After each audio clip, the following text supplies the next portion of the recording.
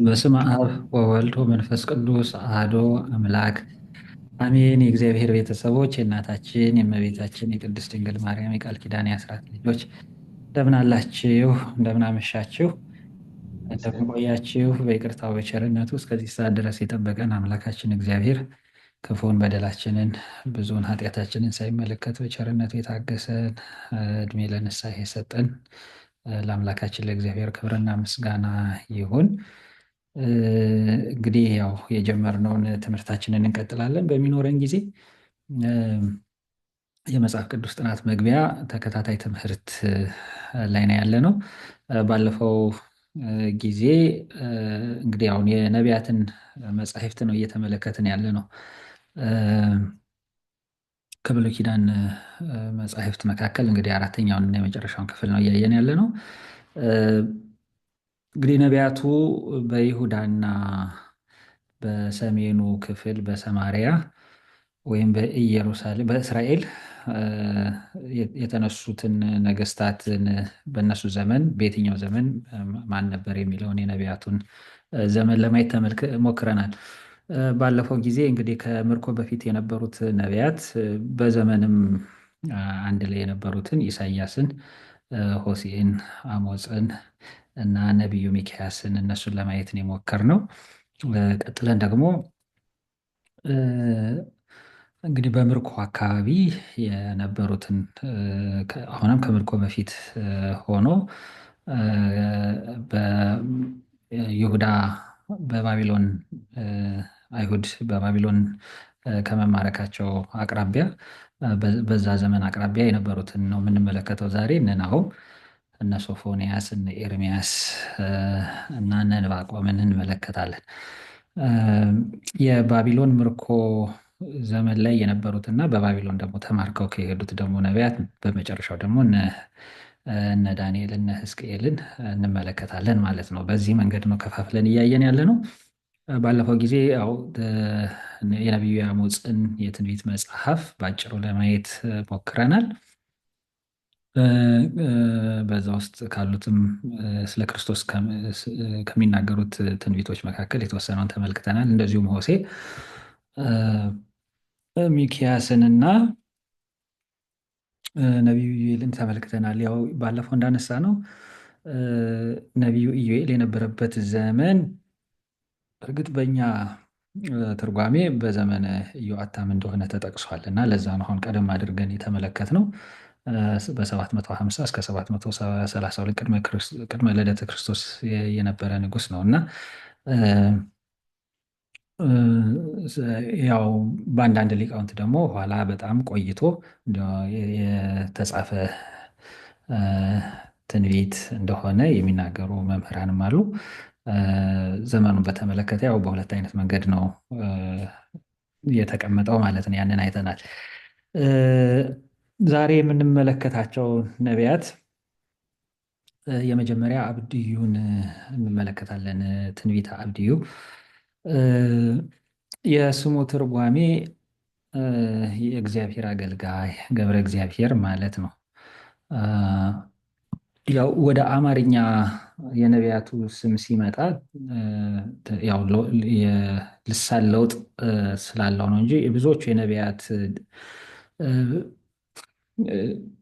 ስማቸው የሚጨርሰው ያህ በሚለው ቃል ነው። ኦባዲያ፣ ጀረማያ እነዚህ አሁን የእንግሊዝኛው ሞር ከዕብራይስጡ ጋር ይቀራረባል። ያህ የሚለው ያህዌን የሚወክል ነው። ሃሌሉያ ሃሌሉያም ስንል ያህ መጨረሻ ላይ ያህ የሚለው ያህዌ ማለት ነው።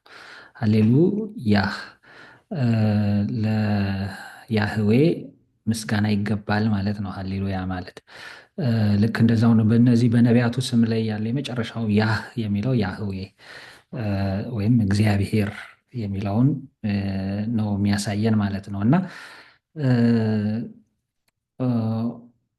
እንግዲህ የስሙ ትርጓሜ የእግዚአብሔር አገልጋይ ማለት ነው። ከነገደ ኤፍሬም ነው። አሁንም ነቢዩ አብድዩ ላይ የነበረበትን ዘመንና ማንነቱን በተመለከተ ሁለት አይነት አመለካከት አለ። በመጽሐፈ ነገሥት አብድዩ ተብሎ የተጠቀሰ ሰው አለ። የእኛ ሊቃውንት በመጽሐፈ ነገሥት የተጠቀሰውና ነቢዩ አብድዩ አንድ ሰው እንደሆኑ አድርገው ነው ያስቀመጡት፣ የሚተረጎመው ማለት ነው በእኛ። በሌሎች ደግሞ መምህራን ያው ሁለቱ የተለያዩ ሰዎች ናቸው፣ በዘመንም የተለያዩ ሰዎች ናቸው የሚል አመለካከት አለ። ስለዚህ በእኛ ሊቃውንት ይሄ ነቢይ የነበረበት ዘመን እነ ነቢዩ ኤልያስ የነበሩበት ዘመን ነው። በጣም ቀደም ብሎ ማለት ነው። እነ ኢሳያስም ሌሎችም ነቢያት አሁን እስከዛሬ እስካሁን ድረስ ያየናቸው ነቢያት ከመነሳታቸው በፊት ይሆናል ማለት ነው ዘመኑ የሚሆነው። በአንደኛ ነገሥት ምዕራፍ 18 ላይ ስንመለከት እንግዲህ እስራኤልን ያሳተው ሰሜኑን ክፍል ማለት ነው ያሳተው ክፉ ንጉሥ አክዓብ ነው። ኤልዛቤል የምትባል ክፉ ሴት ያገባው አክዓብ የሚባለው ንጉሥ ነው። ሰሜኑን ክፍል በጣም ወደ ጥፋት፣ ወደ ጣዖት አምልኮ፣ ወደ እግዚአብሔር ወደሚጠላው ኃጢአት የመራቸው የእስራኤልን ጥፋት ያመጣው ንጉሥ አክዓብ ይባላል። በዛ ዘመን የነበረ ነው። የአክዓብ አገልጋይ ዋና ታማኝ ሰው ነው አብድዩ። ስለዚህ ኤልዛቤል የእግዚአብሔርን ካህናት ስታስፈጅ፣ በሰይፍ ስታስገድል እሱ እግዚአብሔርን የሚፈራ ሰው ስለነበረ መቶ የእግዚአብሔር ነቢያትን 50ውን በአንድ ዋሻ 50ውን በሌላ ዋሻ አድርጎ ከሞት ያተረፈ ነው አብድዩ። ይህንንም ውለታውን እንዲቆጥርለት ነቢዩ ኤልያስ ፊት ሲናገር እናየዋለን በአንደኛ ነገሥት ምዕራፍ 18 ላይ ማለት ነው። እንግዲህ የአክዓብ ዘመን አልፎ በሱ ምትክ ደግሞ አካዝያስም ሲነግስ ለሱም ቢትወደድ ሆኖ የቀጠለ ነው ማለት ነው። እንግዲህ በነገስታቱ ቤት ታማኝ አገልጋይ ነው አብድዩ። እና ይሄ አካዝያስ የእሱን ታሪክ ደግሞ በሁለተኛ ነገሥት ምዕራፍ 1 ላይ እናያለን። ታሞ በነበረበት ጊዜ ቤልዜቡል ወደሚባለው የአሕዛብ አምላክ እድን ይሆን ወይ ብሎ መልእክተኛ ሲልክ እንግዲህ ኤልያስ ለእግዚአብሔር ቀናተኛ የሆነው ኤልያስ በውኑ በእስራኤል አምላክ ሳይኖር ቀርቶ ነው ወይ? እግዚአብሔር የለም ወይ? ወደ አሕዛብ ጣዖት ወደሚያመልኩ አሕዛብ ወደ ቤልዜቡል መልእክት የምትልከው ብሎ ተቆጥቶታል። እና እነዛ የላካቸውንም መልእክተኞች የእግዚአብሔር መንፈስ ነው ኤልያስን የቀሰቀሰው፣ ሂድና ተገናኛቸው ያሉ። በመንገድ ተገናኝቶ ትሞታለህ እንጂ አትድንም ብሎ መልእክት እንደላከበት እናያለን ሁለተኛ ነገሥት ምዕራፍ 1 ላይ። እና ማንነቱን ጠይቆ እንግዲህ በምልክት ያዩት ሰው ማን እንደሆነ፣ እንደዚህ አይነት መልእክት ማን እንደነገራቸው መልእክተኞቹን ሲጠይቅ ያው ኤልያስ መሆኑን አውቋል። ከዛ በኋላ ሀምሳ ሰራዊት ከነ አለቃቸው እያደረገ ወደ ኤልያስ 3 ጊዜ ልኳል። እነዚህ ወደ ኤልያስ የመጡት 50ው ሰራዊት እንግዲህ ቀርበው ንጉሱ አካዝያስ ና ይልሃል ይጠራሃል ብለው በድፍረት ያንን የእግዚአብሔር ነቢይ ታላቁን ነቢይ ኤልያስን ስለተናገረው ኤልያስ ከላይ ከሰማይ እሳት እያወረደ 2 ጊዜ የመጡትንም እነዚህን የንጉሱን መልእክተኞች ከነ አለቃቸው 50ውን ከነ አለቃቸው በእሳት እንዲጠፉ አድርጓል። ሶስተኛው ሲመጣ ግን ያው ሁለቱ በእሳት እንደጠፉ እንደተቃጠሉም አይቷል። ስለዚህ በኤልያስ ፊት በጣም ራሱን በማዋረድ ዝቅ በማድረግ ለኤልያስ በመገዛት ነው ወደፊት የቀረበው። እና ይህንን በሁለተኛ ነገሥት ምዕራፍ 1 ላይ በዚህ በመጽሐፈ ሰዓታት ላይም እንግዲህ ከዚህ መጽሐፍ ከዚህ ክፍል ላይ ወስደው ነው ሊቃውንቱ እመቤታችንን የሚያመሰግኑት። እና ይሄ ሶስተኛው 50 አለቃ ወደ ንጉሱ ወደ ነቢዩ ወደ ኤልያስ ሲመጣ እንደዚህ ነበር ያለው። ሶስተኛውም የ50 አለቃ ወጥቶ በኤልያስ ፊት በጉልበቱ ተንበረከከና ለመነው፣ እንዲህም አለው፣ የእግዚአብሔር ሰው ሆይ ሰውነቴ እነዚህ የ50 ባሪያዎች ሰውነት በፊትህ የከበረች ትሁን። እነሆ እሳት ከሰማይ ወርዳ የፊተኞቹን ሁለቱን የ50 አለቆችና 50ውን ሰዎች እንደበላች፣ አሁን ግን ነፍሴ በፊትህ የከበረች ትሁን። ነፍሴ በፊትህ የከበረች ትሁን።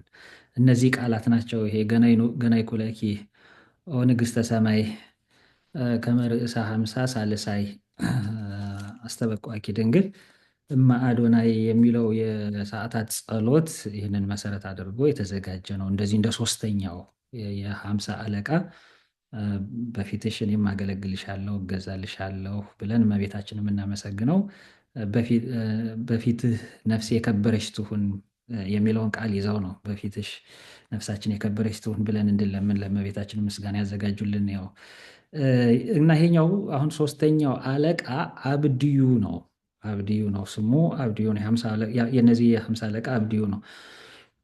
እንግዲህ በዚህ በመጽሐፈ ነገሥት አንደኛና ሁለተኛ ላይ ይሄ አብድዩ የሚባለው የነገስታቱ ቢትወደድ ምንም እንኳን እግዚአብሔርን የማያውቁ ጣዖት የሚያመልኩ ከእግዚአብሔር ይልቅ ልባቸው ለጣዖት አምልኮ የተሸነፈ እነዚህ ክፉ ነገስታት በነበሩበት ዘመን የእነሱ አገልጋይ ሆኖ ለእግዚአብሔር የሚቀና እውነተኛ ጻድቅ ሰው ነው ይሄ አብድዩ ስናየው ስንመለከተው እና ወደ ኤልያስም ሲቀርብ እንዴት ባለ ራሱን በትህትና አዋርዶ የእግዚአብሔር ሰው ሆይ ብሎ አክብሮ እንዳናገረው እናያለን። እና ስለዚህ ኤልያስ አብድዩንና እሱ ይዟቸው የመጡትን ሀምሳውን ሰራዊት በእነሱ ላይ አልፈረደም። እሳትም ከሰማይ ወርዶ አልበላቸውም። ምክንያቱም ያው በቅንነት ስለቀረበ እንደ ሌሎቹ ከፊት እንደነበሩት እንደ ሁለቱ በመታበይ ስላልመጡ ያው ኤልያስ እንዲህ አድርጎ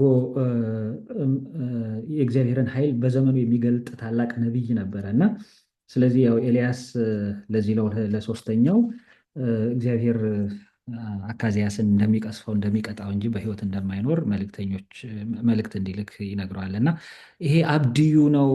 በእኛ ሊቃውንት እንግዲህ ይሄኛው አብድዩ ነው። ኋላ ላይ ኤልያስን ተከትሎ እሱ ራሱ ነቢይ ሆኗል ብለው አባቶቻችን ያስተምራሉ። ስለዚህ በዚህ መንገድ ከሆነ እንግዲህ ከ870 እስከ 850 ባለው ክፍለ ዘመን የተነሳ ነቢይ ነው የሚሆነው ማለት ነው። እንግዲህ በውጩ ደግሞ በሌሎቹ ደግሞ ሊቃውንት ያው ሌላ አብድዩ ነው በባቢሎን ምርኮ መጀመሪያ አካባቢ ላይ የነበረ ነው የሚለው አሉ። ይሄ ደግሞ ወደ 587 ቅድመ ልደተ ክርስቶስ አካባቢ ይሆናል ማለት ነው። ስለዚህ ያው መጽሐፍትን ስናጠና ያው አንዳንድ ጊዜ የታሪክ ምንጮች ሁለት የተለያየ ነገር ሲያስቀምጡ ያው ግራ እንዳይገባን ነው ሁለቱን የሚያስቀምጥ ነው። በእኛ ሊቃውንት ትርጓሜ በነቢዩ በኤልያስ ዘመን የነበረ ነቢይ ነው ማለት ነው። ይዘቱን በተመለከተ ስናይ የሚናገረው ስለ ኤዶሚያስ ፍርድ ነው እና ስለ ጽዮን ድህነት ይናገራል። ኤዶሚያስ ማለት የኤሳው ዘር ናቸው። እንግዲህ ያው መንታ ሆኖ ከያዕቆብ ጋር የተወለደው ኤሳው በእግዚአብሔር ያልተወደደ በእግዚአብሔር ያልተመረጠ ነው። ከሱ የተገኙት ናቸው ኤዶሚያስ የሚባሉት የኤሳው ዘር ናቸው። የእስራኤል ተቃዋሚዎች ናቸው።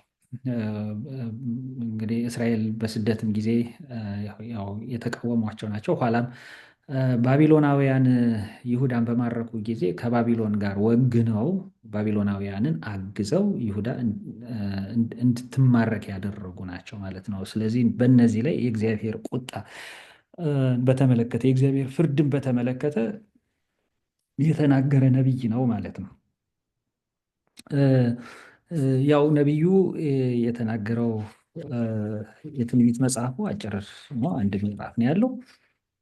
ግን እንደ ሁሉም የነቢያት ትንቢት እንግዲህ በነቢያት የትንቢት መጽሐፍ ውስጥ ባለፈው ጊዜም አንስተናል።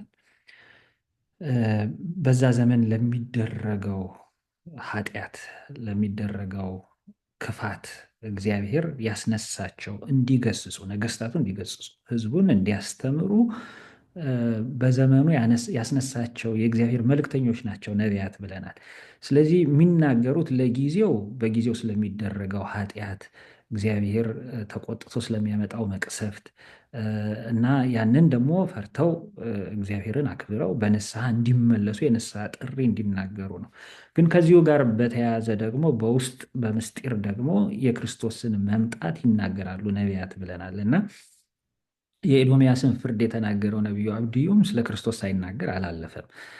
በምዕራፍ 1 ቁጥር 17 ላይ ስንመለከት ስለ ጽዮን ድህነት ይናገራል።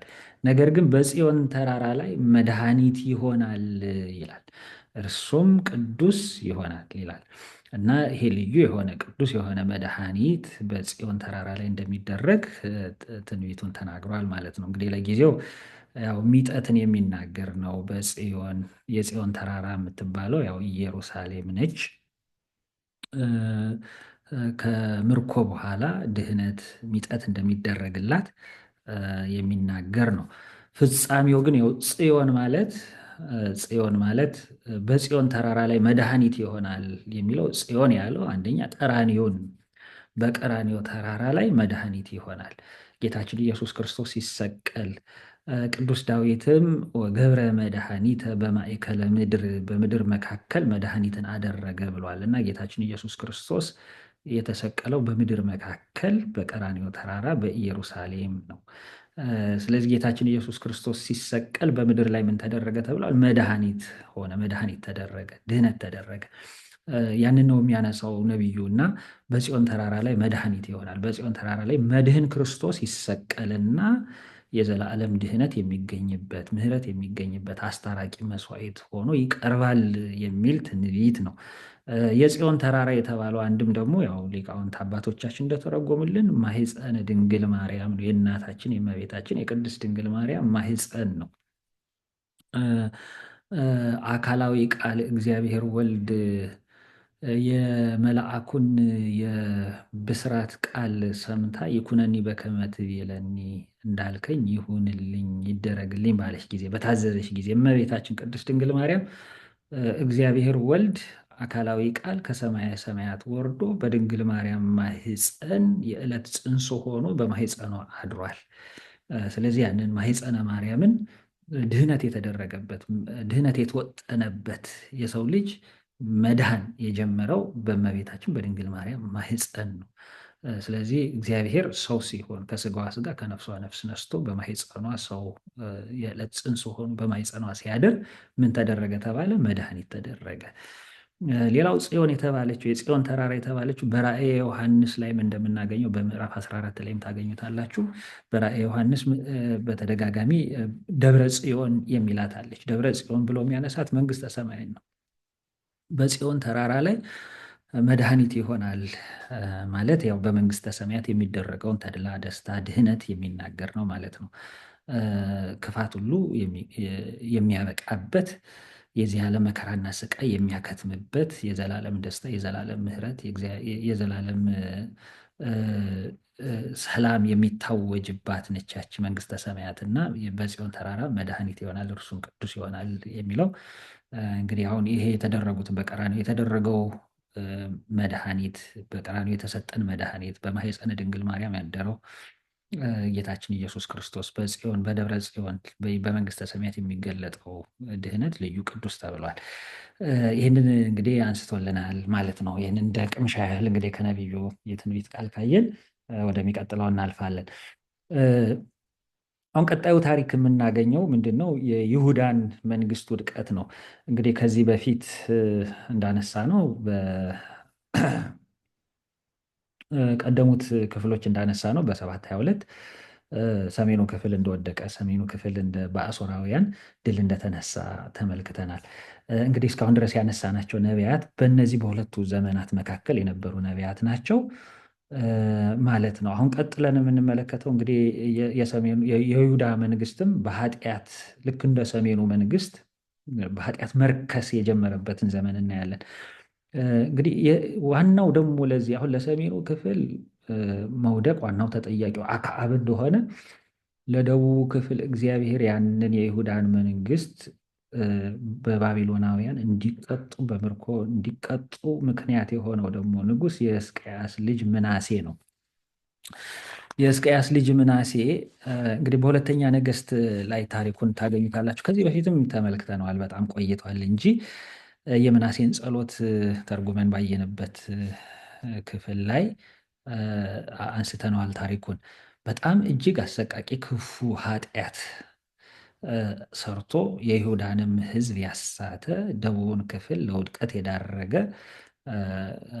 ነው ይሄ ንጉስ እና ሕዝቅያስ ደግሞ እጅግ ጻድቅ እግዚአብሔርን የሚፈራ በዛ በጨለማው ዘመን የእስራኤል እና የይሁዳ ነገስታት እግዚአብሔርን እየበደሉ በሚያሳዝኑበት በዛ በክፉ ዘመን የተነሳ ጻድቅ ንጉሥ ነው።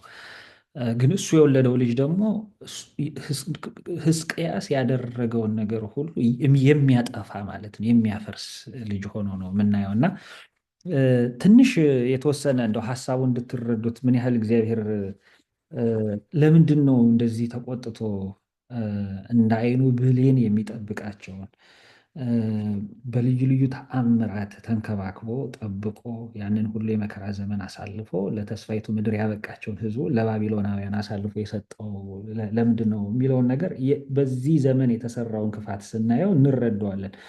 ምንድን ነው የምናሴ ዘመን ታሪክን የምናገኘው በሁለተኛ ነገሥት ምዕራፍ 21 ላይ ታገኙታላችሁ። የተወሰነውን ክፍል አንብበው።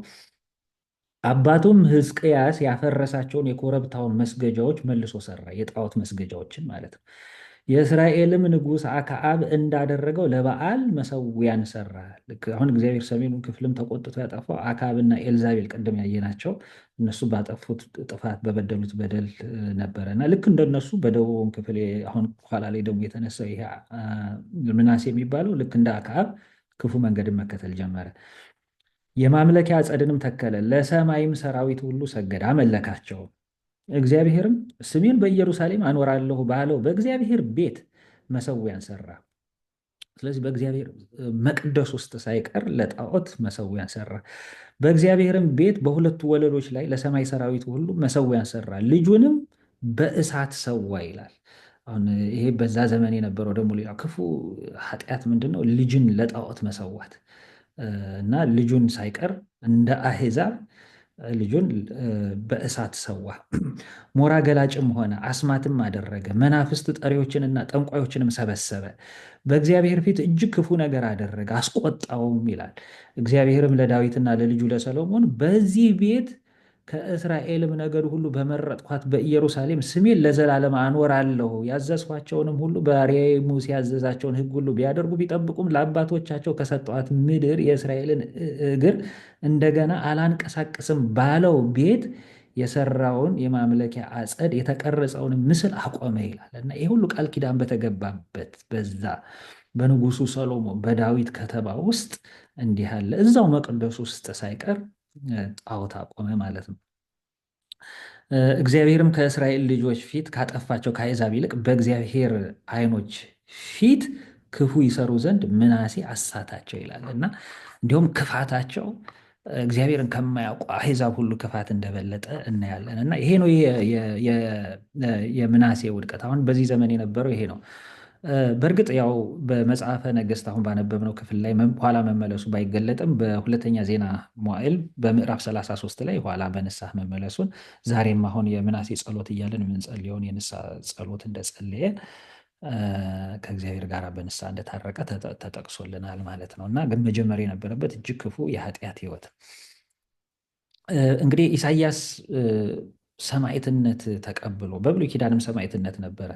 እነዚህ የእግዚአብሔርን ቁጣ የሚናገሩትን የሚገስጹትን ተመለሱ የሚሉትን ንስሐ ግቡ የሚሉትን አለበለዚያ እግዚአብሔር ሊያጠፏችሁ ቁጣው ደርሷል ተዘጋጅቷል እያሉ የሚገስጹትን ነቢያትን በዛ ዘመን የነበሩት ነገስታትም እያሰቃዩ ነው የገደሏቸው እና በአይሁድ ታልሙድ እንደሚነገረው ኢሳይያስን በመጋዝ ለሁለት አሰንጥቆ አስገድሎታል ይሄ ምናሴ የሚባለው እና ኢሳይያስን በዚህ ዘመን ነው ሰማዕትነት ተቀብሎ የሞተው።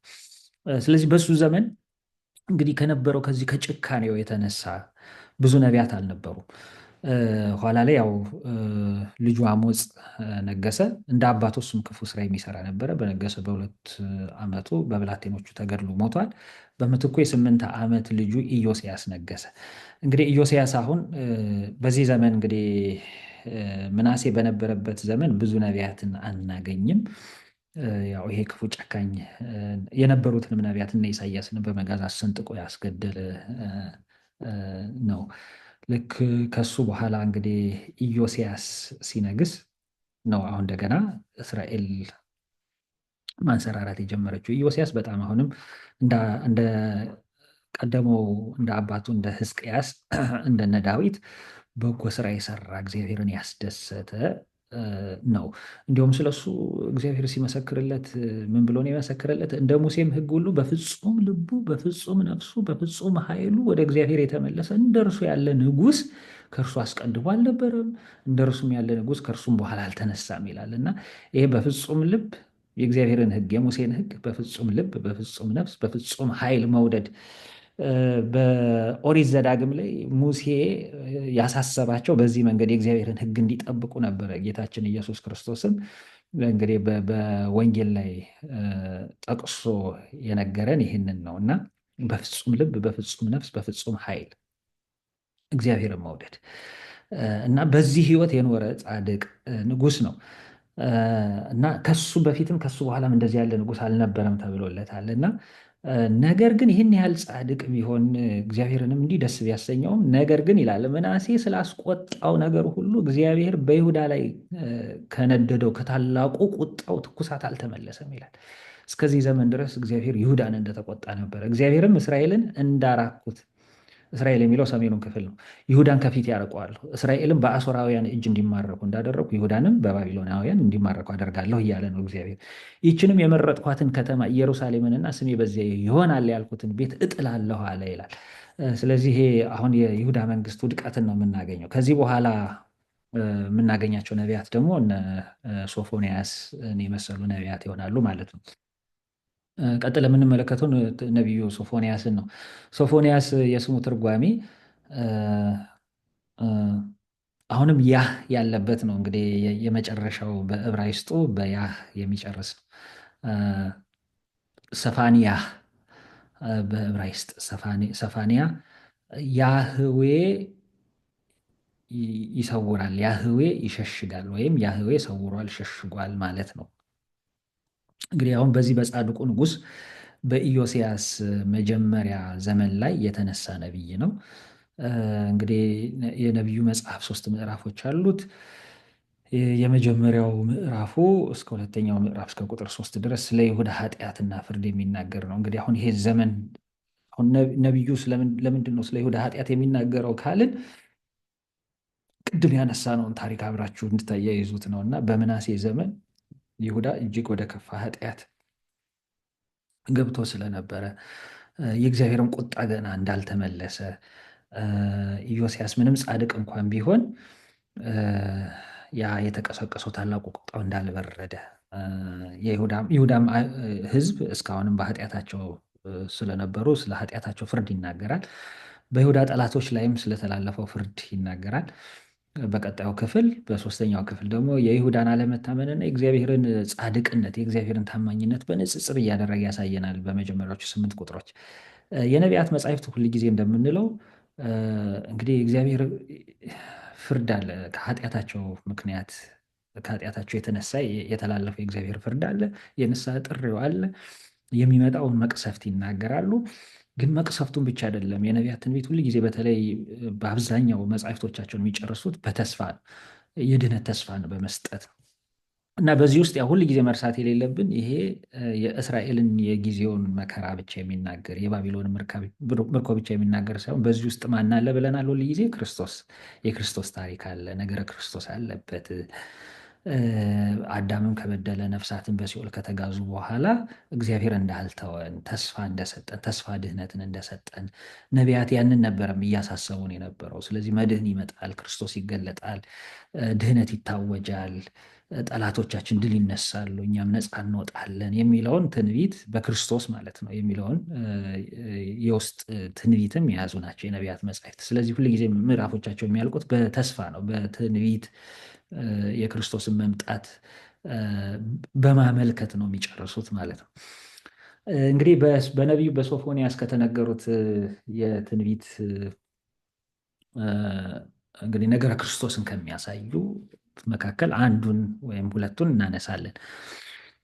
ስለ ጽዮን ደስታ ደግሞ ይናገራል። አሁን ቅድም በነቢዩ በአብድዩ በጽዮን ስለተደረገው ድህነት አንስተን ነበር። አሁን ጽዮንን ምን ይላታል? እንግዲህ እንደዛ በዛ በጨለማው ዘመን እንግዲህ አይሁዳውያን በሚበድሉበት እግዚአብሔርን በተቆጣበት ዘመን ምን ብሎ ይናገራል? መጨረሻው ምዕራፍ ላይ ማለት ነው። የመጨረሻው ክፍል ስለ ደስታ ነው የሚናገረው። ምን ይላል? የጽዮን ልጅ ሆይ ዘምሪ፣ እስራኤል ሆይ እልል በይ፣ የኢየሩሳሌም ልጅ ሆይ በፍጹም ልብሽ ሐሴት አድርጊ፣ ደስም ይበልሽ። እንግዲህ አሁን ይሄ በውስጡ ተስፋ አለው የምንለው እኮ ለዚህ እኮ ነው። አሁን ገና እየሄዱ ያሉት እኮ ወደ ምርኮ ነው። ከዚህ በኋላ ያለው የእስራኤል ታሪክ ቀጥሎ የሚመጣው ወዲያው የሚመጣው እኮ ታሪክ ጨለማ ታሪክ ነው እና ምርኮ ነው፣ ከሀገር መሰደድ ነው እና በጠላቶቻቸው መገዛት ነው፣ መዋረድ ነው፣ የቤተ መቅደሱ መፍረስ ነው፣ የኢየሩሳሌም መቃጠል መጥፋት ነው የሚመጣው እኮ ታሪክ። ግን ያንን እያየን ቢሆን ያው ፍርዱንም ከተናገረ በኋላ ግን መጨረሻው ምንድን ነው? የጽዮን ልጅ ወይ ዘምሪ፣ እስራኤል ሆይ እልል በይ፣ የኢየሩሳሌም ልጅ ወይ በፍጹም ልብሽ ሐሴት አድርጊ፣ ደስም ይበልሽ። እግዚአብሔር ፍርድሽን አስወግዷል፣ ጠላትሽንም ጥሏል። የእስራኤል ንጉሥ እግዚአብሔር በመካከልሽ አለ፣ ከእንግዲህም ወዲህ ክፉ ነገር አታይም ይላል እና ይሄ አሁን በቃ አዲስ ኪዳንን የሚሰብክ ነው፣ አዲስ ኪዳንን የሚናገር ነው እና ለጊዜው በባቢሎን ምርኮ ተማርከው እንደማይቀሩ እንደማይጠፉ፣ ጠላቶቻቸውን ድል እንደሚነሳላቸው፣ እግዚአብሔር በመካከላቸው ዳግመኛ እንደሚሆን፣ መቅደሱን እንደሚያንጹ፣ ከዚህ በኋላ እንደገና ክፉ እንደማያዩ የሚናገር የእስራኤልን ሚጠት የሚናገር ነው እና ከተመለሱ በኋላ አሜሃ መላ ፍስሐ አሁነ ቅዱስ ዳዊትም ያን ጊዜ ወተሐሴ ልሳንነ ይላል። አሁን ያን ጊዜ አፋችን ደስታን ሞላ አንደበታችንም ሐሴትን አደረገ ይላል ቅዱስ ዳዊትም። አሁን የእስራኤልን ሚጠት ሲናገር የጽዮንን መመለስ ከባቢሎን ምርኮ መመለሳቸውን እያየ ማለት ነው እና ያንን እያየ ነው የሚናገረው ለጊዜው። ግን በዚህ ውስጥ ምንድን ነው ነቢዩ እየሰበከ ያለው?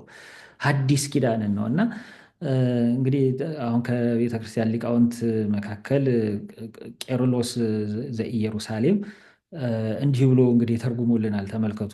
የዚህን ንባብ ጥልቅ ትርጉም በተመለከተ በግልጥ ኢየሩሳሌም አብዝታ እንድትደሰት በልዩ ሁኔታ እልል እንድትል በሙሉ ልቧ ሐሴት እንድታደርግ ያዛታል ይላል። አሁን እንግዲህ ዝም ብለን ደረቅ ንባቡን ብቻ ሳይሆን ወይም ለጊዜ የተነገረውን ሰሙን ብቻ ሳይሆን አሁን ወደ ወርቁ ስንሄድ ነው የሚለን። እንግዲህ ጠለቅ ብለን ስንመለከተው ምስጢሩን ስናየው ማንን ነው የምናገኘው? ኢየሩሳሌምን እናገኛታለን። ምን እንድታደርግ ነው የሚያዛት? እንድትደሰት፣ እልል እንድትል፣ በልቧ ሐሴት እንድታደርግ ይላል። ጠላቶቿ በክርስቶስ ተደምስሰዋልና ይላል።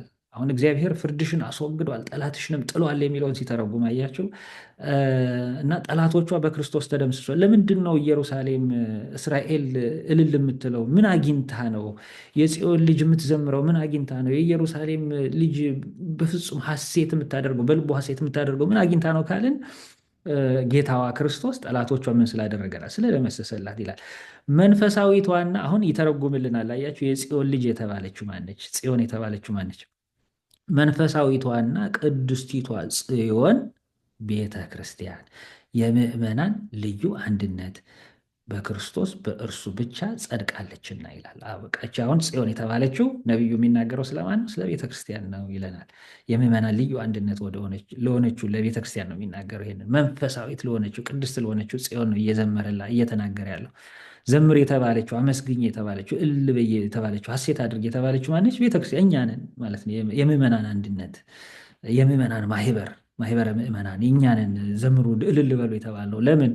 ክርስቶስ ጠላታችን ስለደመሰሰልን። ይቀጥልና ምን ይላል? በእርሱ ስለ እርሱ ከማይታየው ጠላት ጥቃት አምልጠን ዳንን። እልል የምንለው ለዚህ ነው። በእኛ አራያ ስጋን የለበሰ አስታራቂ አለንና እልል የምንለው ለዚህ ነው። የሁሉ ንጉሥ የሚሆን እርሱም ያብቃል ነው። በእኛ አራያ በእኛ መልክ ሰው ሆኖ የተገለጠ አስታራቂ ሚዲየተር ነው የሚለው። ይሄ በሰውና በእግዚአብሔር መካከል ልክ እንደ ቅዱስ ጳውሎስ ቃል ማለት ነው። መካከለኛ ሆኖ ሰውና እግዚአብሔርን ያስታረቀ ምን አለን? የአብ ቃል ክርስቶስ ኢየሱስ አለን። ምስጋና ለእርሱ ይሁን ይላል። አሜን ለእርሱ ይሁን። ከእንግዲህ ወዲህ ክፉን አናይም። አሁን የወላችሁ እዚህ ላይ ምን ይላል? ከእንግዲህ ወዲህ ክፉ ነገርን አታይም ብሏታል። አሁን በእርግጥ እስራኤላውያን ታሪካቸው ከዛ በኋላ ክፉ ነገር አላየሁም እንዴ? ብዙ ነገር ክፉ ነገር አይተዋል። ይሄ ነው በቃ አሁን ትርጉሙ ነው አያችሁ፣ ይበልጥ የሚያጎላው ምስጢሩ ነው። የዚህን መልእክት ዋና አስኳሉን እንግዲህ የምናገኘው እንዲህ በሐዲስ ኪዳን በወንጌል ተርጉመን ስናነበው ነው። ስናነበው ነው። እና ከዚህ በኋላ ክፉን አታይም የተባለችው እንዲሁም እውነተኛይቱ ጽዮን ማነች? ቤተ ክርስቲያን ነች። ለምን? ክርስቶስ ክፉን ስላስወገደ ክፉን አናይም። በመንግስተ ሰማያት ክፉን አናይም። ክፉ የሌለባት ክፋት የሌለባት መንግስት ተዘጋጅታለናለች። ለዛ ነው ጌታ ኢየሱስ ክርስቶስ ምን እያለ የመጣው? መንግስተ ሰማያት ቀርባለች እያለ የመጣው። ንስሐ ግቡና ተዘጋጅታችሁ ተቀበሏት ያለው ለዛ ነው። ከእንግዲህ ወዲህ ክፉን አናይም፣ ከክፉ ኃይል ድነናልና።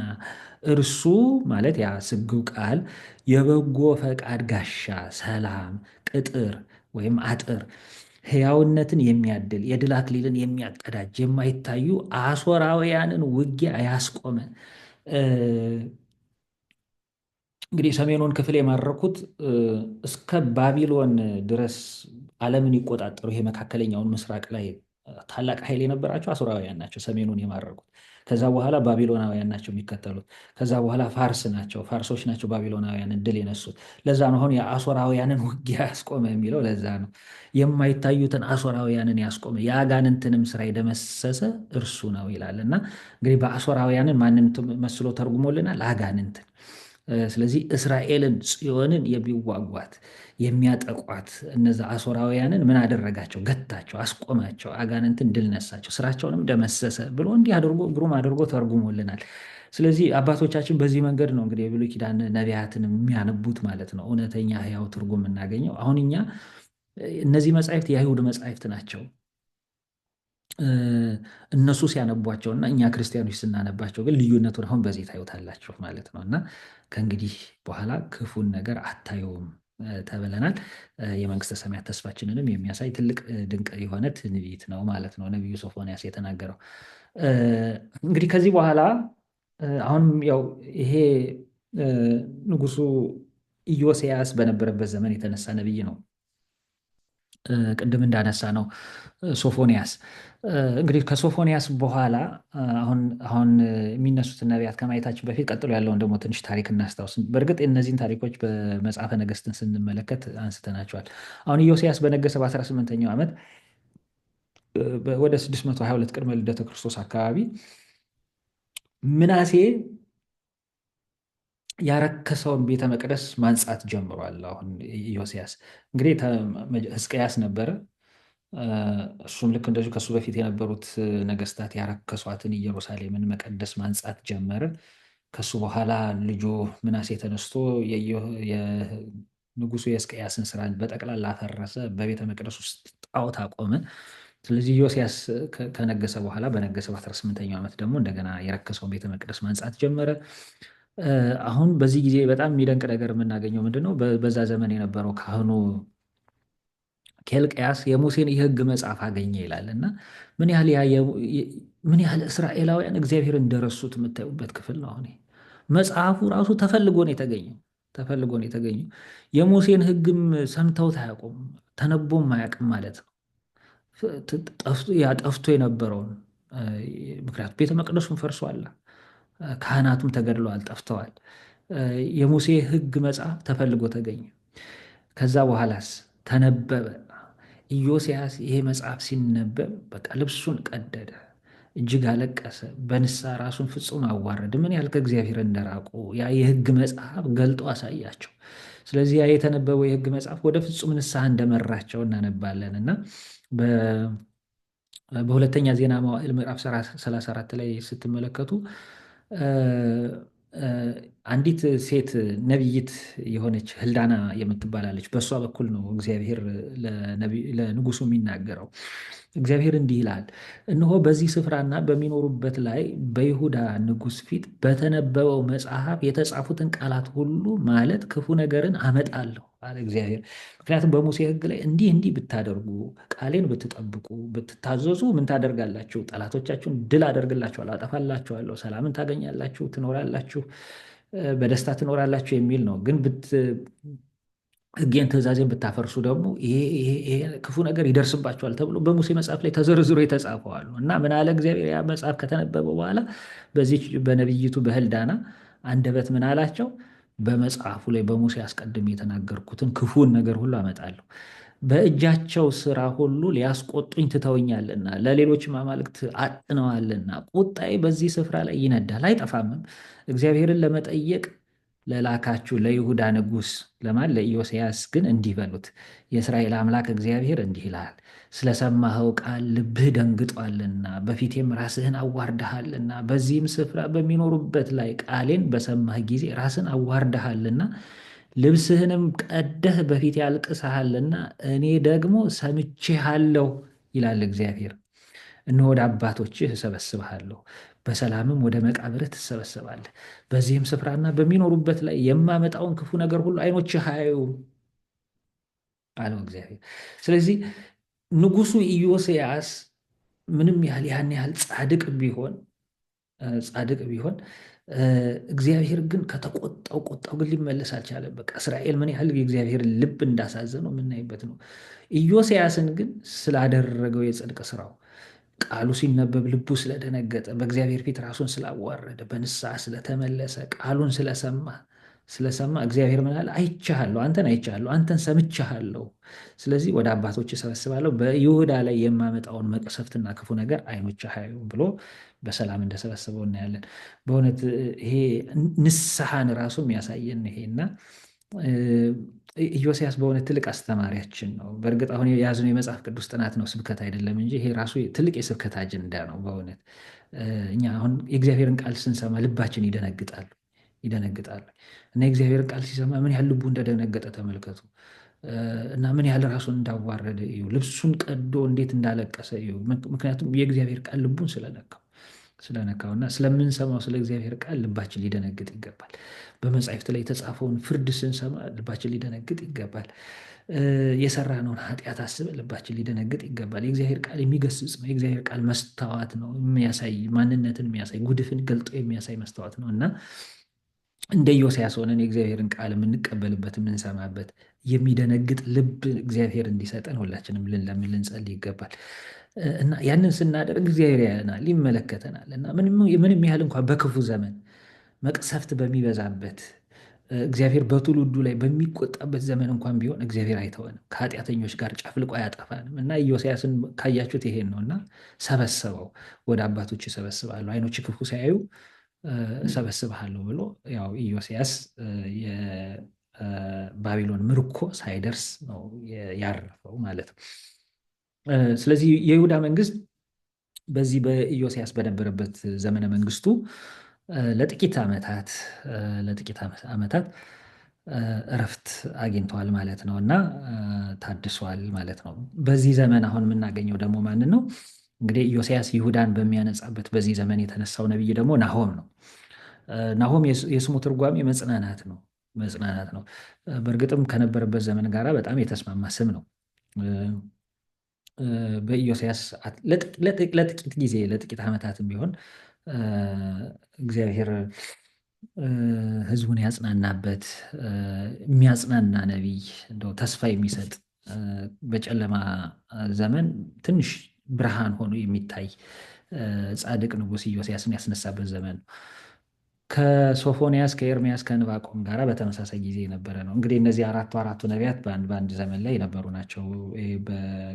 በመጀመሪያው ክፍል የተመለከትናቸው አሞጽ፣ ሆሴዕ፣ ኢሳያስ እና ሚክያስ ደግሞ ኋላ ደግሞ አሁን ያሉት ናሆም፣ እነ ሶፎንያስ፣ እነ ኤርምያስ እና ዕንባቆም ደግሞ በአንድ ዘመን ላይ የነበሩ ነቢያት ናቸው።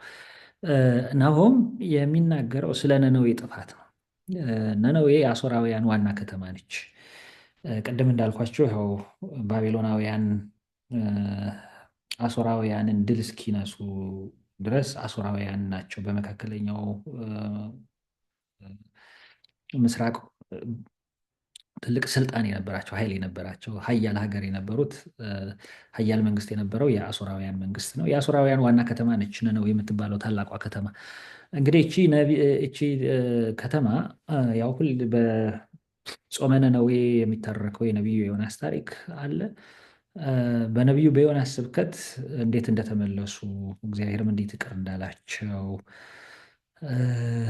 ያ እንግዲህ ከሰማይ ሊወርድ የነበረው መቅሰፍት እንዴት ደርሶ እንደተመለሰ በነቢዩ በዮናስ መጽሐፍ ላይ የትንቢት መጽሐፍ ላይ የምናገኘው ነው። መቼስ የሰው ልጅ ትላንት የተደረገለትን የእግዚአብሔር ምሕረት የእግዚአብሔርን ቸርነት መርሳት መቼስ ልማዳችን ነው። በእኛ ታሪክ ውስጥ የሚጠናወተን በሽታችን ነው እና ያቺ የነነዌ ከተማ እንደዛ ባለ መንገድ የእግዚአብሔርን ምሕረት የእግዚአብሔርን ይቅርታ አግኝታ ከኃጢአቷ ተመልሳ ብትድንም ግን ወዲያው ከተወሰኑ ትውልዶች በኋላ ግን ወደ ቀደመ ኃጢአታቸው ተመልሰዋል።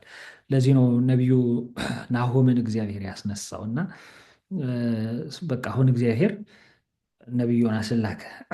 በንስሐ ተመለሱ፣ ከመቅሰፍት አዳናቸው፣ ከላይ ከሰማይ ሊዘንብ ከነበረው ከእሳቱ ታደጋቸው። አሁን ግን ተመልሰው ወደ ጥፋታቸው ወደ ኃጢአታቸው ስለሄዱ በናሆም ጥፋታቸውን ይነግራቸዋል ማለት ነው እና በነቢዩ በዮናስ ስብከት ከተመለሱ በኋላ ወደ ኃጢአታቸው ስለተመለሱ በመጀመሪያው ምዕራፍ ላይ እግዚአብሔርን ኃይልና ፍርድ ይናገራል። ሁለተኛው የነነዌን ጥፋት ይናገራል። ሶስተኛው ምዕራፍ ነነዌ ስለተቀጣችበት ምክንያት ይናገራል እና ይኸውም አልቀረም በ612 ቅድመ ልደተ ክርስቶስ ማለት ነው ነነዌ በባቢሎናውያን ጠፍታለች ማለት ነው።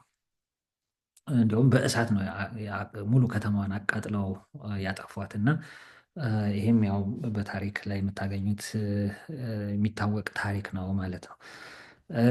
ስለዚህ ናሆም በዋናነት ትንቢቱን የተናገረው ስለ ነነዌ ወይም ስለ አሦራውያን ነው ማለት ነው።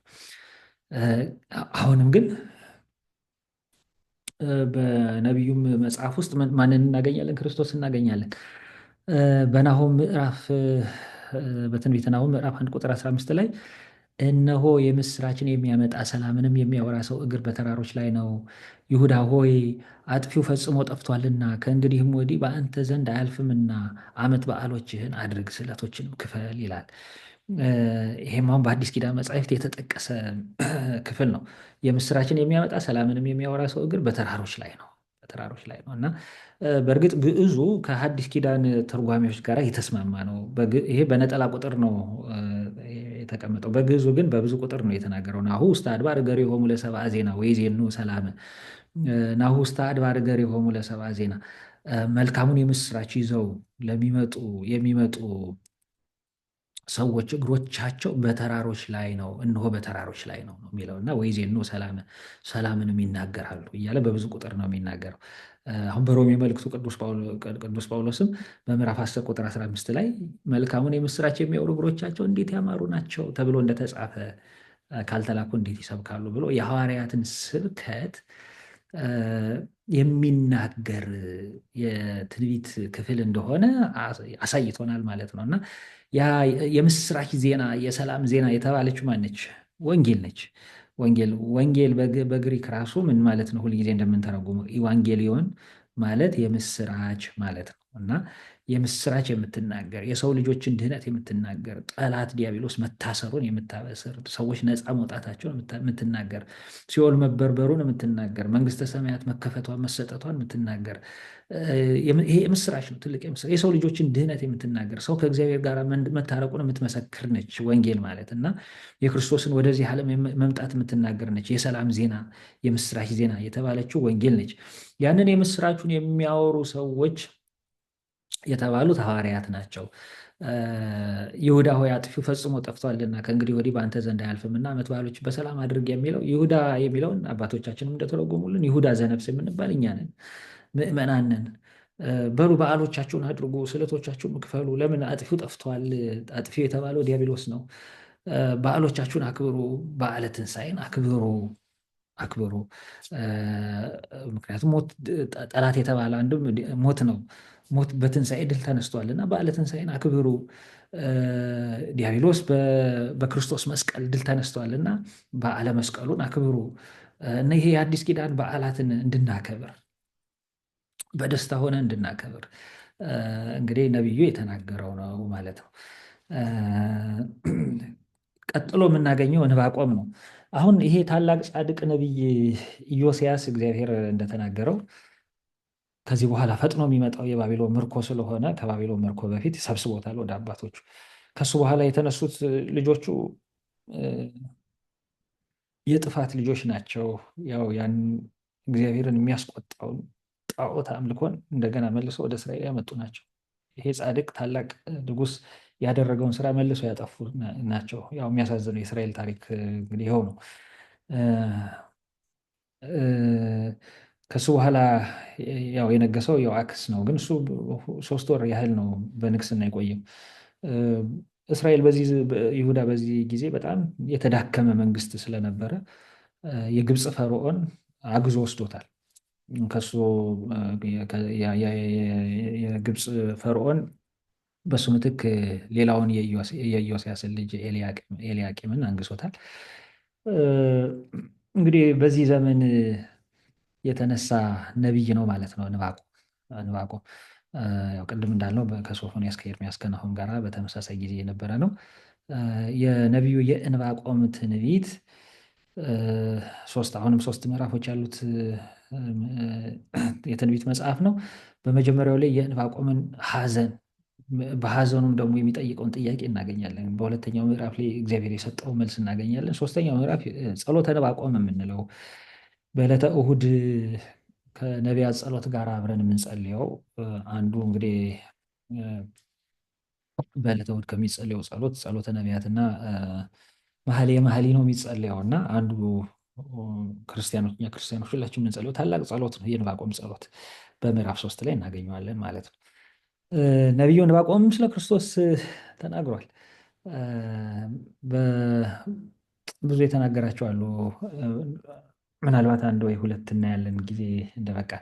በምዕራፍ 1 ቁጥር 5 ላይ እናንተ የምትንቁ ሆይ አንድ ቢተርክላችሁስ እንኳ የማታምኑትን ስራ በዘመናችሁ እሰራለሁና እዩ፣ ተመልከቱ፣ ተደነቁ፣ ትጠፋላችሁ። ይህንን አይታችሁ ማታደንቁ አይታችሁ ማታምኑ ከሆነ ግን ትጠፋላችሁ ብሎ ነቢዩ ዕንባቆም የተናገረውን ትንቢት እናያለን። ይሄንን ትንቢት ሐዋርያው ቅዱስ ጳውሎስ በሐዲስ ኪዳን ለአይሁድ በምኩራባቸው ተገኝቶ ሲሰብክ ይህንን ትንቢት ነው ጠቅሶ ያስተማራቸው። በሐዋርያት ሥራ ምዕራፍ 13 ቁጥር 38 እስከ ቁጥር 41 ድረስ ስትመለከቱ ጲስዲያ ውስጥ ባለችው አንጾኪያ ከተማ ውስጥ ከገቡ በኋላ እነ ቅዱስ ጳውሎስ ከበርናባስ ጋር ወንጌል በሚያስተምርበት በመጀመሪያው ሐዋርያዊ ጉዞ ነው። በዛች ከተማ ውስጥ ወደ ነበረው ወደ አይሁድ ምኩራብ ገባና ያስተማረው ሰፊ የወንጌል ትምህርት አለ። ከዛች ክፍል ውስጥ ጥቂቱን ነው የዚህ ጋር ተወስዶ የምታዩት። እንግዲህ ወንድሞቻችን በእርሱ ኃጢአታችሁ እንደሚሰረይላችሁ ተስፋ የሰጣችሁን እወቁ። በማን? በክርስቶስ። ከሁሉም ይልቅ በሙሴ ሕግ መጽደቅ የተሳናችሁ ናችሁ። በሙሴ ሕግማ አልጸደቅንም። ስለዚህ የጸደቅነው በምንድን ነው? በክርስቶስ መስዋዕትነት፣ በክርስቶስ ጸጋ ነው። በእርሱ ግን ያመነ ሁሉ ይጸድቃል። በማን? በክርስቶስ። እንግዲህ እንዲህ የሚለውን የነቢያትን ቃል እንዳይደርስባችሁ ተጠንቀቁ ብሎ አሁን ይህንን አይሁድ ይህንን የትንቢት ቃል ያውቁታል። እጃቸው ላይ ያለ በምኩራባቸው ተሰብስበው በየዕለቱ የሚያነቡት ቃል ነው እና ያንን የሚያነቡትን ቃል አንስቶ ነው የገሰጻቸው። እንዲህ የሚለው የነቢዩ ቃል እንዳይደርስባችሁ። ምን የሚለው? እነሆ እናንተ የምታቃልሉ እዩ፣ ተደነቁም፣ ያለዚያ ግን ትጠፋላችሁ። ማንም ቢነግራችሁ የማታምኑትን ስራ እኔ በዘመናቸው እሰራለሁ እና ያ ጊዜ አሁን እንደተፈጸመ የምታቃልሉ እዩ፣ ተደነቁ፣ ያለዚያ ግን ትጠፋላችሁ። እና በጌታ በኢየሱስ ክርስቶስ የተደረገው ነገር የማይታመን ስራ ነው። አምላክ ሰው ሆነ የሚለው የማይታመን እንደው ቢነገር፣ ለዛ ነው ኢሳይያስም እኮ ነገራችንን ማን ያምነናል ይላል እዛውን የክርስቶስን መከራ በተናገረበት ክፍሉ ላይ እና በትንቢተ ኢሳይያስ ምዕራፍ 53 ስታነቡ እና እጅግ የሚጨንቅ ነገር እኮ ነው እግዚአብሔር ያደረገው ነገር እና በዘመናችሁ እሰራዋለሁ፣ ማንም ቢነግራችሁ የማታምኑትን ነገር አደርጋለሁ። አምላክ እግዚአብሔር ሰው ሆኖ መገለጡ፣ ክርስቶስ ሰው ሆኖ መገለጡ፣ ይህንን ግን የምታቃሉ አይታችሁ አምናችሁ የማታደንቁ ከሆነ ግን ትጠፋላችሁ ብሎ ነቢዩ በሐዲስ ኪዳን በጌታችን በኢየሱስ ክርስቶስ የተደረገው ድህነት ሲታወጅ የተፈጸመ መሆኑን ሐዋርያው ጠቅሶ አስተምሯል ማለት ነው። ሌላው በዚህ አሁን ካለንበት ዘመን ጋርም አብሮ ስለሚሄድ ይህንን ክፍል እንየው። በምዕራፍ 3 ከቁጥር 2 እስከ 3 ድረስ ይህ በታላቁ ጸሎት ውስጥ ማለት ነው፣ ጸሎተ ዕንባቆም በሚባለው ጸሎት ውስጥ ምን ይላል? አንዷን ክፍል ነው የምናነሳው። አቤቱ ድምፅህን ሰምቼ ፈራሁ፣ ስራህንም አይቼ አደነቅሁ ይላል። በሁለት እንስሳ መካከል አየሁ፣ ዘመኑ እንደደረሰ አድርጌ አውቃለሁ። ዘመኑ በደረሰ ጊዜ ተገለጥክ። ከጥፋት የተነሳ ነፍሴ በታወከች ጊዜ በቸርነት አስበኝ። እግዚአብሔርን ከቴማን ከቅዱሱንም ከፋራን ተራራ ከይሁዳም አውራጃዎች ይመጣል። ክብሩ ሰማያትን ከድኗል፣ ምስጋናውም ምድርን ሞልቷል። አሁን ይሄ የአዲስ ኪዳን ጸሎት የአዲስ ኪዳን ምስጋና ነው በእውነት የሚመስለው እና ነውም ደግሞ ግን የተነገረው በብሉይ ኪዳን ነው። አቤቱ ድምፅህን ሰምቼ ፈራሁ፣ ስራህንም አይቼ አደነቅሁ። በእርግጥ በጊዜው ለነበረውም የሚነገር ነው። አሁን ግን እኛ ወርቁን ብቻ እናንሳ። አሁን በዚህ ላይ አባቶቻችን ሶስት ነገርን አንስተውልናል። አንደኛ ነገረ ትስብእትን፣ ሁለተኛ ነገረ ስቅለትን፣ ሶስተኛ ነገረ ምጽአትን የሚናገር ነው። ይሄ አንዱ ጥቅስ ድምፅህን አይቼ ፈራሁ። ቀድሞ ድምፅህን አይቼ ፈራሁ፣ ኋላ ስራህን አይቼ አደነቅሁ። ቀድሞ ከአብ ያለ እናት ተወለደ ሲሉ ሰምቼ ፈራሁ። እንዴት ይሆናል? አዎ ከአብ ያለ እናት መወለድህን ቀዳማዊ ልደትህን ሰማሁ። ኋላም ዛሬ ደግሞ ከድንግል ያለ አባት ስትወለድ አይቼ አደነቅሁ። የአባቶቻችን ትርጉም በእውነት ዘመኑ እንደደረሰ ምን ይላል? ቀጥሎ ደግሞ እዛ በሁለት እንስሳ መካከል አየሁ። አሁን ይሄ ነገረ ትስብእትን ነገረ ልደቱን ነው የሚናገረው ሰው መሆኑን። በበረት በአህያና በላም መካከል ተገልጠ አየሁ። በሁለት እንስሶች መካከል አየሁ። በላም በአህያ መካከል ሆነ አየሁ። በግዕዘ ሕፃናት ተይዞ እያለቀሰ በጨርቅ ተጠቅልሎ በእንስሶች መካከል በበረት መውደቁን ተመልክቶ ነው። አያችሁ ዕንባቆም የሚናገረው በሁለት እንስሶች መካከል አየሁ። ዘመኑ እንደደረሰ አድርጌ አወቅኩ። በቃ ያ የሐዲስ ኪዳኑ ዘመን እንደደረሰ አድርጌ አወቅኩ። ዘመኑ በደረሰ ጊዜ ተገለጥክ። ተገለጥክ። ከድንግል ማርያም ሰው ሆነ ተገለጥክ። ከጥፋት የተነሳ ነፍሴ በታወከች ጊዜ በቸርነት አስበኝ። እንግዲህ በነፍሳት ላይ የደረሰውን ጥፋት እያየ ነው የሚናገረው እና አሁን በሲኦል ተግዘው ካሉት ነፍሳት ጋር ራሱን ደምሮ ነው የሚናገረው ማለት ነው። በቸርነት አስበኝ። እግዚአብሔር ከቴማን ቅዱሱም ከፋራን ተራራ ከይሁዳ አውራጃዎች ይመጣል። ያሁን ግልጽ የሆነ የአዲስ ኪዳን ስብከት ነው። ክብሩ ሰማያትን ከድኗልና ምስጋናው ምድር ሞልቷልና። በይሁዳ ክፍል በይሁዳ ዕጣ በቤተልሔም ጌታ መወለዱን የሚናገር ነው። ያን ጊዜ መላእክት ምን ብለው ዘምረዋል? ክብሩ ሰማያትን ከድኗል፣ ምስጋናው ምድር ሞልቷል። ስብሐት ለእግዚአብሔር በሰማያት ወሰላም በምድር ስምረቱ ለሰብእ። ስለዚህ በሰማይ በምድርም የሞላው ምስጋናው ተገልጦ ያየ ነው በነገረ ልደቱ በተፈጸመባት በቤተልሔም ጌታ ሲወለድ ነው እና ይህንን የሚናገር ድንቅ ትንቢት ነው። በዚህ ውስጥ ነገረ ስቅለትም አለበት። ቀድሞ ዲያብሎስን ጨለማ አጎናጽፈህ አወረድከው፣ ኋላ ደግሞ ዛሬ ደግሞ በመስቀል ድል ነሳኸው። ይህንን አይቼ ምን አደረግኩ? አደነቅኩ። በማእከለ ክልኤ ፈያት በማእከለ ክልኤ እንስሳ ርኢኩከ፣ በሁለት እንስሶች መካከል አየሁ።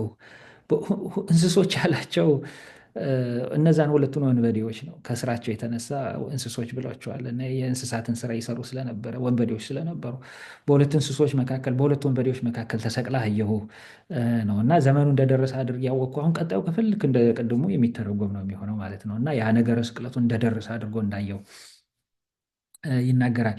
እንደገና ነገረ ምጽአትንም የሚናገር ነው። ቀድሞ ይህን ዓለም ካለመኖር ወደ መኖር አምጥተህ ፈጠርከው ሲሉ ሰምቼ ምን አደረግኩ? ፈራሁ።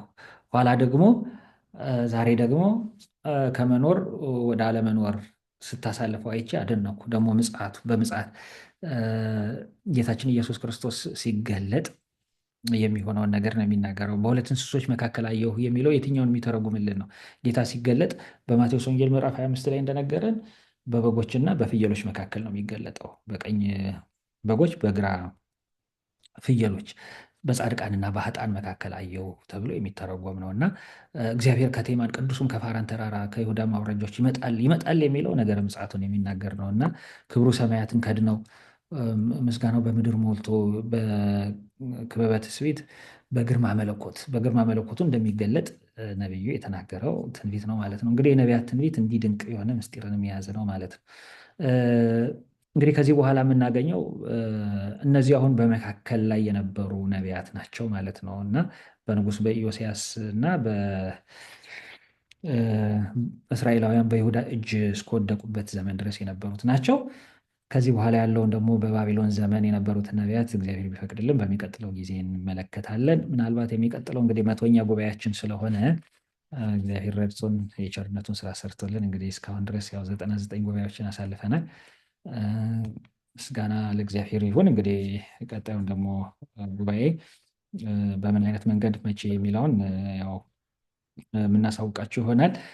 ስለነበረን ጊዜ ሁሉ የአምላካችን የእግዚአብሔር ስሙ የተመሰገነ ይሁን። በነቢያት አድሮ የተናገረው ትንቢቱን በተፈጸመበት ዘመን ላይ እንድንገኝ ነቢያት፣ ብዙ ጻድቃን፣ በብሉይ ኪዳን የነበሩ ቅዱሳን ሁሉ ሊያዩት የተመኙት ነገር ግን ያላዩት፣ ሊሰሙት የተመኙት ነገር ግን ያልሰሙትን እንድናይና እንድንሰማ ያበቃን አምላካችን እግዚአብሔር ክብርና ምስጋና ለእርሱ ይሁን።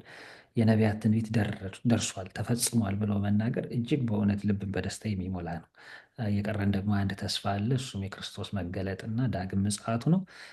ያንንም ደግሞ በዓይኖቻችን አይተን በጆሮቻችን ሰምተን ከአምላካችን ከእግዚአብሔር ጋር በዘላለም ክብር እንድንኖር ሁላችንንም ይርዳን። ስብሐት ለእግዚአብሔር። ይቆየን።